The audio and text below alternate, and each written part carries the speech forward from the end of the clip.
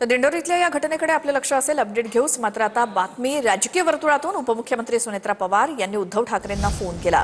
बारामती विधानसभा पोटनिवडणुकीमध्ये पाठिंबा देण्याची मागणी त्यांनी केली. बारामती विधानसभा पोटनिवडणूक काँग्रेस लढवणार असल्याचं याआधीच स्पष्ट आहे. सुनेत्रा पवारांनी उद्धव ठाकरेंकडे फोन करून पाठिंबा मागितलाय. उपमुख्यमंत्री सुनेत्रा पवारांनी उद्धव ठाकरेंना फोन केला.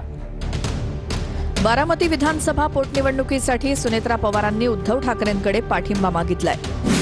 काल रात्री सुनेत्रा पवार आणि उद्धव ठाकरेंचा संवाद. सुनेत्रा पवारांचा उद्धव ठाकरेंना फोन. बारामती विधानसभा पोटनिवडणुकीत पाठिंबा देण्याची मागणी. बारामती पोटनिवडणूक काँग्रेस लढवणार, याआधीच स्पष्ट. काँग्रेस बारामती विधानसभा पोटनिवडणूक लढवणार आहे. यासाठी वंचित आणि जानकरांनी काँग्रेसला पाठिंबा दिलाय. इतकंच नव्हे तर काँग्रेसकडनं गुरुवारी इच्छुकांच्या मुलाखतीही घेण्यात आल्या.